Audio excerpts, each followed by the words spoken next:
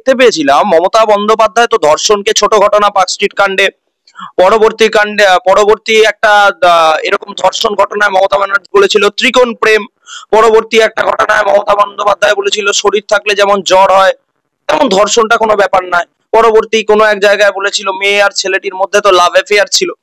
এবার আমার কথা হচ্ছে এটাই যে তৃণমূলের মন্ত্রী যখন মঞ্চে দাঁড়িয়ে বলছে গেল গেল গেল রে, গেল গেল গেল রে একটা ছোট্ট ঘটনা নিয়ে, তাহলে রাজন্না হালদারকে নিয়ে আজকে মমতা ব্যানার্জি কি বলবেন?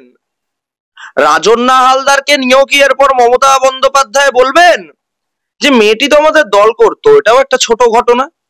কারণ আজকে মমতা বন্দ্যোপাধ্যায়ের দলে থেকে রাজন্না হালদারের অশ্লীল ভিডিও এই মনোজিৎ মিশ্রদের মতো ছাত্র পরিষদের রেপিস্টদের হাত থেকে মার্কেটে ছড়িয়ে পড়ছে, আর মমতা ব্যানার্জি নিজের দলের একজন মহিলা ছাত্রী এবং ছাত্র পরিষদের প্রাক্তন নেত্রী যিনি সাসপেন্ডেড, তিনি আজকে সেই জায়গায় আক্রান্ত হচ্ছেন।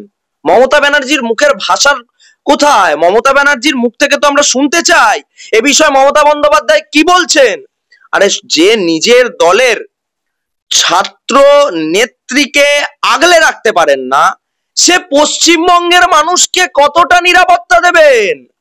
যে আরজি করের অভয়াকে সুবিচার দিতে গিয়ে আসল দোষীদের আড়াল করে সঞ্জয় রায়কে প্রধান অভিযুক্ত করে ফাঁসির মঞ্চে তোলবার কথা ভাবছেন, সে নিজের দলের ছাত্র নেত্রীকে কি দেবেন, কি নিরাপত্তা দেবেন? ছাত্র পরিষদ হচ্ছে শিকড় বাকড়, যা পরবর্তীকালে বট গাছ হিসেবে অনুব্রত মণ্ডল থেকে তাপস পালে পরিবর্তন হয়। তাপস পাল বলেছিল তৃণমূলের সেই সময় নেতা, ঘরে ছেলে ঢুকিয়ে দেব। তো এখন ঘরের ছেলেও ঢুকতে হয় না, ঘরের বাইরে ছেলেকেও বেরোতে হয় না। এখন কলেজের ইউনিয়ন রুমটাই মানে ধর্ষকদের পীঠস্থান হয়ে গেছে। এই ইউনিয়ন রুমগুলোকে তো বন্ধ না করলে পশ্চিমবঙ্গে যেভাবে আমরা দেশ বিরোধী চক্র দেখতে পেয়েছি একাধিক জায়গায় মমতা বন্দ্যোপাধ্যায়ের অনুপ্রেরণায় লুকিয়ে রয়েছে, ঠিক সেই রকম ভাবেই পশ্চিমবঙ্গের যারা রেপিউটেটেড ধর্ষক তারা এই ইউনিয়নগুলোর মধ্যে রয়েছে। এই ইউনিয়নগুলোর মধ্যে পদ বিক্রি থেকে শরীর ভোগ সমস্ত কারবার চলে। এই ইউনিয়নকে অবিলম্বে যদি তালা মেরে দিয়ে এই ইউনিয়নকে পশ্চিমবঙ্গের মাটিতে নিষিদ্ধ ঘোষণা না করা হয়, তাহলে আগামী দিন আমরা দেখতে পাবো, বা আমি আপনাকে মমতা বন্দ্যোপাধ্যায়ের ভবিষ্যৎ নিয়ে আশঙ্কা প্রকাশ করছি।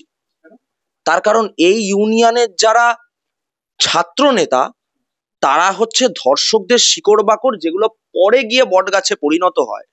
আমি সে কারণে মমতা বন্দ্যোপাধ্যায়কে নিয়েও আশঙ্কা প্রকাশ করছি।